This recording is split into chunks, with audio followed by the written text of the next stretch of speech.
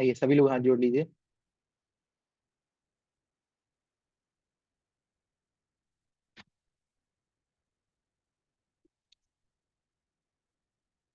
जीवम जीवम दव्वम जिणवर वस हेण जेण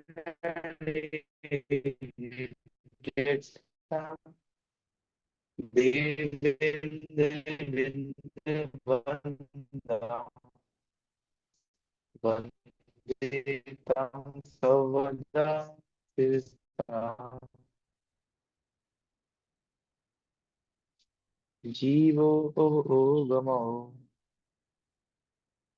अमुत्तिकर्ता सदेह परिमाणु भूता संसारतो सिद्धोसो विश्वसोडवी इक्काले चलुपाणा इंद्रिय बलमाउआण पाणुय भवहर सो जीवो रक्षण रुदु छेदना जिससे ओगो दुबी अपो दंसणाणं छदंसणं छदा चक्कु चक्कु ओहि दंसणमद केवलम डेया प्राणम अटवीयपम मंदिस्तुति अनाणि मणपञ्जय केवलमभि पच्चख परुख भेयं च अट्टचदुराण दंतन सामण्णं जीवलक्षणं भणियं भवहारा शुद्धणया शुद्धं पुरडंसनं नाणं वर्णरस पंचगंधा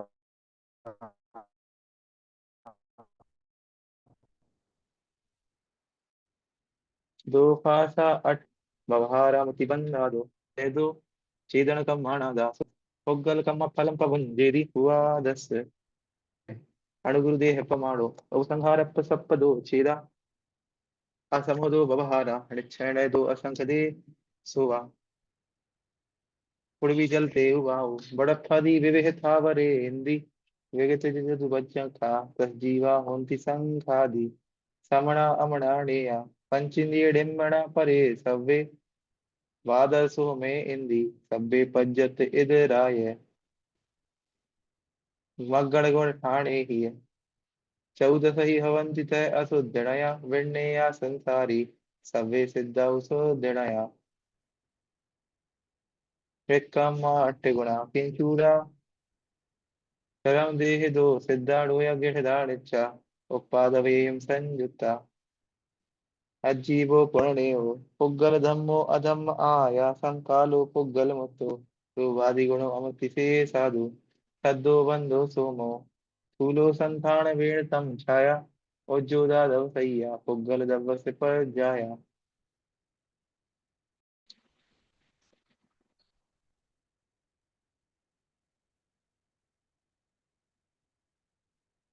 पुद्गल द्रव्य की 10 पर्याय ये अपन ने कल पढ़ लिया था। आज अपन को 17 नंबर का पढ़ना है। इसका नाम है धर्म द्रव्य का स्वरूप। हम सब ने जीव द्रव्य पढ़ लिया है और जीव के बाद अजीव द्रव्य भी समझ लिया था। अजीव के अंदर हम लोगों ने पुद्गल भी समझ लिया था। ठीक है, पुद्गल द्रव्य भी हम लोगों ने समझ लिया था। अब आज हम लोगों को अगला द्रव्य जीव अजीव पुद्गल, ठीक, अजीब के अंदर ही सारे शेष 5 द्रव्य आ जाते हैं। ये भी अपन लोगों ने कल पढ़ा था।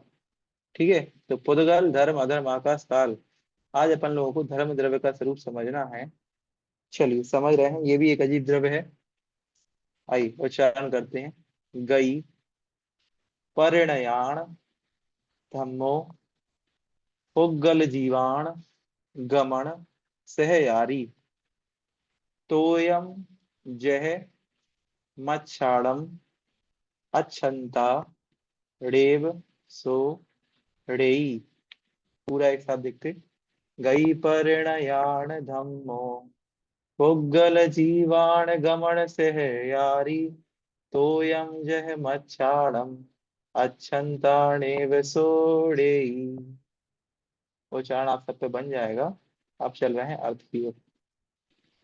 सरल है उच्चारण। धर्म द्रव्य किसे कहते हैं? इस गाथा में आचार्य महाराज अपन को बता रहे हैं कि गई, गई मतलब गमन, और परिणयान मतलब होता है करते हुए। गई मतलब गमन, और परिणयान मतलब करते हुए, गमन करते हुए, या कहते हैं चलते हुए। कोई चीज मोशन में है, चल रही है अभी, तो ऐसे। गई मतलब गति में, गमन में, और परिणयान मतलब चलते हुए। ठीक। किसको चलते हुए? तो कह रहे पुग्गल। पुग्गल मतलब पुद्गल। पुद्गल, पुद्गल, जीवाण मतलब जीव को। तो एक तो पुद्गल को, दूसरा जीव को। तो दो दो के नाम बता दिए यहाँ पे कि परिणमन करते हुए, या कहते हैं कि चलते हुए। कौन कौन चल रहा है? एक तो पुद्गल चल रहा है, एक जीव चल रहा है। इसको चलते हुए को गमन सहयारी। गमन सहयारी मतलब चलने में जो सहायता करे। ठीक। जो चलते हुए को चलने में सहायता करे, वह क्या है? धम्मो। उसे धर्म द्रव्य कहते हैं। ये क्या बात हुई? हाँ जी, यही बात है कि चलते हुए को जो चलने में सहायता करे। ठीक। ऐसा समझना कि कोई चीज चल रही है, और चलने में जो मीडियम उसके लिए चलने में सहायता कर रहा है, वो धर्म द्रव्य है। ठीक। एक बात ध्यान रखना, रुकी हुई को नहीं बोला मैंने कि कोई चीज अभी खड़ी हुई है, उसको धक्का दे करके कोई आगे धक्का दे करके चला रहा है, ये नहीं। जो ऑलरेडी चल रहा है, गई परिणया, जो पहले से गमन कर रहा है, लिखा भी है गमन में परिणत। गमन में परिणत मतलब जो ऑलरेडी चल रहा है, ऐसे द्रव्य को। ऐसे केवल दो द्रव्य हैं जो चल सकते हैं 6 द्रव्यों में। आप सब 6 द्रव्यों के नाम जानते हैं: जीव, पुद्गल, धर्म, अधर्म, आकाश और काल। ठीक। आवाज डबल आ रही है? डबल कैसे आ सकती है? चलिए कोई नहीं, आज थोड़ा सा कॉम्प्रोमाइज कर लीजिए, कल से मैं आपकी सारी मुसीबतें ठीक कर दूंगा। तो जो जीव, पुद्गल, धर्म, अधर्म, आकाश और काल, ये 6 द्रव्य हैं। इसमें केवल दो ही द्रव्यों की चर्चा, क्योंकि पुद्गल और जीवाणु। ये चर्चा इसलिए की क्योंकि दो ही द्रव्य गमन कर सकते हैं। ठीक। केवल दो ही द्रव्य गमन कर सकते हैं, शेष द्रव्य गमन नहीं कर सकते। आप बताओ, क्या धर्म द्रव्य कहीं चल सकता है? धर्म द्रव्य तीनों लोकों में फैला हुआ है, वो नहीं चलता। अधर्म द्रव्य, अधर्म द्रव्य भी पूरे तीनों लोकों में फैला हुआ है, वो भी नहीं चलता। आकाश द्रव्य तो पूरे तीनों लोकों में फैला ही हुआ है, लोकाकाश और अलोकाकाश, उसके दो ही भेद हैं। और काल द्रव्य भी पूरे तीनों लोकों में फैला हुआ है। ये ऐसा, ये 4 द्रव्य ऐसे हैं जो उनको हिलते डुलते नहीं है, ये तो बस पूरे तीनों लोकों में फैले हुए हैं। केवल दो ही ऐसे द्रव्य हैं, एक जीव और एक पुद्गल, जो चलते हैं। तो इसीलिए कहा कि जीव और पुद्गल जीव जो चल रहे हैं, उनको और चलने में जो सहायता है करता है, वो धर्म द्रव्य कहलाता है। ठीक है। आगे की लाइन देखिए। जैसे तोयम, तोयम मतलब जैसे जल, मच्छाड़ा मतलब मछली के लिए।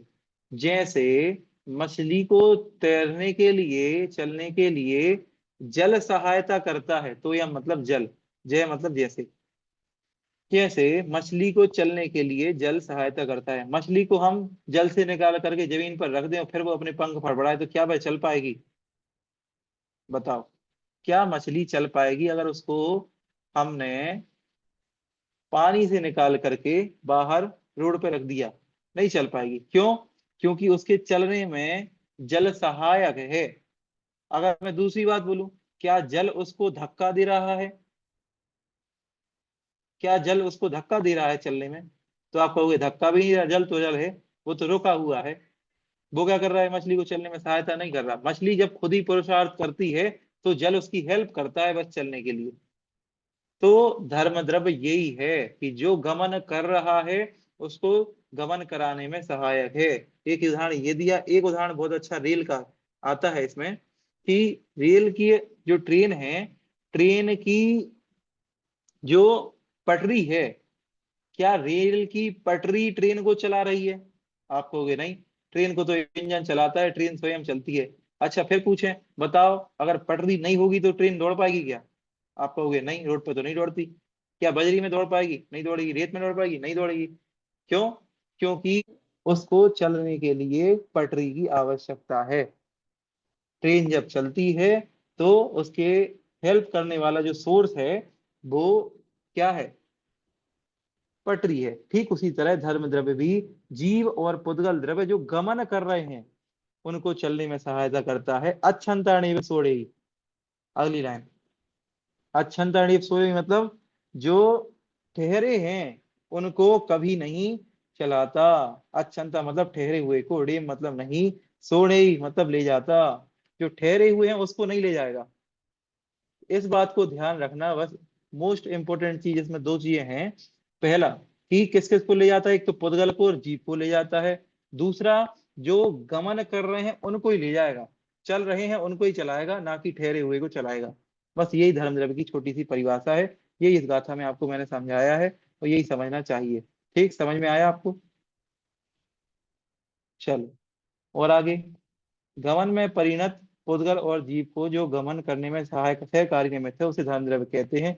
जैसे ही जल मछली के गमन करने में सहकारी है वह धर्म द्रव्य है। ठहरने वाले जीव या पुद्गल को कभी नहीं ले जाता। ठीक, फॉर एग्जाम्पल चलो भावार्थ और देख लेते एक बार।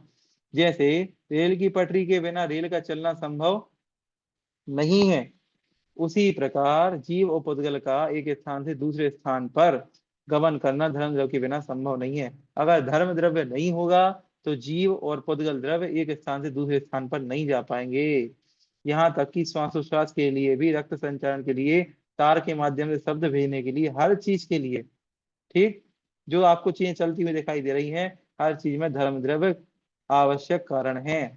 धर्म द्रव्य के अभाव में कुछ भी क्रियाएं इस संसार में नहीं हो सकती हैं। अब एक प्रश्न आता है, क्या साइंस भी इसको मानता है? धर्म द्रव्य को किस रूप में मानते हैं? तो हाँ, साइंस भी धर्म द्रव्य को एक मीडियम के रूप में मानता है। उस मीडियम का नाम है ईथर। यहाँ पे शब्द भी आया है ईथर। इस ईथर के रूप में धर्म द्रव्य को साइंस भी मानता है। साइंस कहता है कि इस ईथर के बिना जो है धर्म द्रव्य नहीं चल सकता। इसी धर्म द्रव्य को विज्ञान ने ईथर नाम तत्व माना है। इंदिरा जी, मैं अभी आपकी बात क्लास के बाद सुनूंगा। धर्म द्रव्य एक है, अरूपी है, संपूर्ण लोकाकाश में व्याप्त है। एक ही है, ध्यान रखना। ऐसा नहीं कि धर्म द्रव्य बादल की तरह है, यहाँ कुछ है और अमेरिका में कुछ और होगा, ठीक, और पृथ्वी के बाहर कुछ और होगा। नहीं, धर्म द्रव्य पूरे लोकाकाश में एक ही है, संपूर्ण लोकाकाश में फैला हुआ है तथा गमन में उदासीन रूप से सहायक है। ठीक, उदासीन शब्द भी समझ लीजिए। उदासीन मतलब क्या होता है? एक होता है उदासीन और एक होता है प्रेरक। एक होता है उदासीन और एक होता है प्रेरक कारण। उदासीन जो होता है वो कारण होता है, जैसे कि धर्म द्रव्य है। धर्म द्रव्य स्वयं नहीं चलाता। धर्म द्रव्य कहाँ कहाँ विद्यमान है, ये लिखी ना लाइन, संपूर्ण लोकाकाश में व्याप्त है। पूर्वी जी, संपूर्ण लोकाकाश में व्याप्त है। ठीक, और जो उदासीन मतलब होता है कि जो स्वयं नहीं धक्का दे रहा है लेकिन चलने में सहायता कर रहा है। और प्रेरक होता है, एक प्रेरक रूप होता है कारण। वो क्या करता है? वो स्वयं चलाता है। जैसे ट्रेन को चलाने में इंजन है, वो प्रेरक कारण है, तो इंजन ही तो खींच के ले जा रहा ट्रेन को, ऐसे। तो इस तरीके से अपन लोगों ने धर्म द्रव्य को समझा। अब अगला एक और, अधर्म द्रव्य किसे कहते हैं वो भी समझ लेते हैं। आचार्य महाराज क्या कह रहे हैं, चलो। थान जुदान अधम्मो। आप लोग बोल नहीं रहे, आपके लिप्स नहीं हिल रहे, मुझे दिख रहे हैं। अच्छा, हाँ जी अर्चना जी, अब दिख गए। थान जुदान अधम्मो, उग्गल जीवान थान सह यारी, छाया जय पहियाणम, गच्छन्ताड़ेव सोधरई। पूरा एक साथ बोलते हैं। थान जुदान अधम्मो, उग्गल जीवान थान सह यारी, छाया जय पहियाणम, गच्छन्ताड़ेव सोधरई। ठीक है, बन रहा है। चलिए बहुत अच्छी बात है, 113 लोग जुड़े हैं, बहुत बढ़िया। चलो, आप लोगों की यही रुचि देख करके मैं किसी भी कंडीशन में हो, मैं पढ़ाता जरूर हूँ, ताकि इतने लोगों का स्वाध्याय ना छूटे। चलिए अच्छी बात है। अब अर्थ की ओर चल रहे हैं। अधर्म द्रव्य किसे कहते हैं? एक द्रव्य अभी हमने ऐसा पढ़ा जो गमन करने में सहायता करता है, उस द्रव्य का नाम है, बोलिए क्या है? धर्म द्रव्य। बहुत बढ़िया। अब एक द्रव्य ऐसा है जो रुके हुए को रुकने में मदद करता है। ठीक, जो रुके हुए को रुकने में मदद करता है, बस इतना ही अंतर है दोनों द्रव्यों में, कोई विशेष अंतर नहीं है। एक चला रहा है, दूसरा रुके हुए को रोकने में मदद कर रहा है। वरना ऐसा होता कोई रुका है वो अपने आप चल जाता। तो रुके हुए को कोई तो पॉज करके रखे हुए है। तो जो रुके हुए को जो रोके हुए है उसको अधर्म द्रव्य कहते हैं। चलो, क्षाण जुदान, क्षाण जुदान मतलब होता ठहरते हुए। ठहरते हुए, अधर्म मतलब अधर्म द्रव्य। ठहरते हुए किसको? पुद्गल और जीव। अभी मैंने बताया था पूर्व की गाथा में कि दो ही ऐसे द्रव्य हैं। आवाज फिर नहीं आ रही? आ रही है आवाज? नेटवर्क तो पूरे आ रहे हैं, फिर आवाज कैसे नहीं आ रही? चलिए, आ रही है। हाँ जी।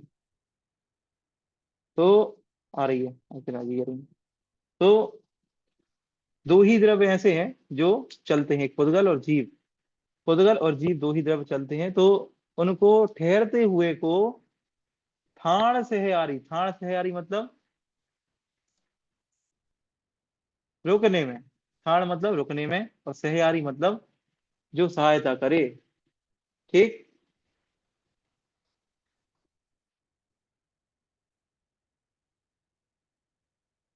बिल्कुल पूर्वी जी, सही कह रही हैं आप। ठीक। ठाण जुदाड़ अधमो पुद्गल जीवाण ठाण से यारी। ठहरते हुए को, ठहरते हुए जीव और पुद्गल द्रव्य को जो रुकने में सहायता करता है वो अधर्मो अर्थात अधर्म द्रव्य कहलाता है। कैसे? जैसे छाया जह पहियाणम। छाया जह पहियाणम, जैसे कोई पथिक है, उसको ठहरने में छाया एक कारण है। ठीक, उसको मदद करती है ठहरने में। ठीक। जैसे कि कोई खूब दूर से चला आ रहा व्यक्ति है, वो छाया को जैसे ही देखता है और देख करके उसका मन हो जाता है कि मुझे यहाँ रुक जाना चाहिए, कुछ देर आराम कर लेना चाहिए। तो वो छाया उस जीव को ठहरने में सहायता करती है। ऐसे ही पहियाना मतलब पथिक को छाया। ठीक। लेकिन गच्छन्तर सॉरी, ये लाइन बहुत जरूरी है, याद रखना। लेकिन जो गमन कर रहा है उसको नहीं रोकता। नहीं तो आप सोचो कि जो चल रहा है उसको रोक दे। नहीं, जो रुका हुआ है उसको ही रोकता है। गच्छन्तर सो धरई। ठीक। जो गमन नहीं कर रहा है, जो ठहरा हुआ है उसको ही रोकता है। देखो लिखा है, गमन करते हुए जीव पुद्गल को नहीं ठहराता। ठीक। ब्रेक नहीं है ये तो एक स्टॉपेज है, स्टेशन है कि यहाँ आकर के बैठ जाओ, यहाँ आके रुक जाओ। ना कि ये गाड़ी का ब्रेक है कि जहां चाहे तो मन लगा के दबा दिया तो रुक जाओ। ये नहीं है। ठीक है। ये एक स्टेशन है, ना कि ब्रेक है। रोकता नहीं है। ठीक है। जैसे ठहरते हुए पथिक को वृक्ष की छाया उदासीन रूप से ठहरने के लिए सहायता होती है। छाया क्या किसी जीव को रोक रही है? मुझे ये बताओ। अगर कोई जीव जा रहा है, तेज धूप है, और कोई वृक्ष की खूब अच्छी छाया उसको दिखाई दे जाए, तो क्या छाया किसी को पकड़ के रोक लेती है? नहीं नहीं, तुम आओ। नहीं। जब उस द्रव्य का स्वयं मन होगा तभी आकर के रोकेगा, बस वो तो कारण है रुकने में। ठीक ऐसे ही जैसे ठहरते हुए पथिक को वृक्ष की छाया उदासीन रूप से ठहरने के लिए सहायक होती है, उसी प्रकार ठहरते हुए जीव पदगल को धर्म द्रव्य ठहरने में उदासीन रूप से कारण है। यदि अधर्म द्रव्य नहीं होता तो विश्व के संपूर्ण जीव पदगल निश्चित एवं अव्यवस्थित हो जाते।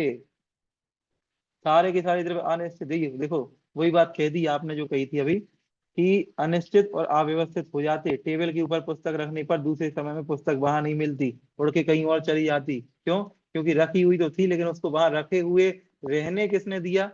अधर्म द्रव्य ने। यहाँ कोई सामान रखा और थोड़ा ही समय हुआ यहाँ से वो सामान गायब। क्यों? क्योंकि उसको वहां पर रोकने वाला कोई दूसरा द्रव्य है ही नहीं। गाड़ी को रोकने पर भी गाड़ी नहीं रुकती।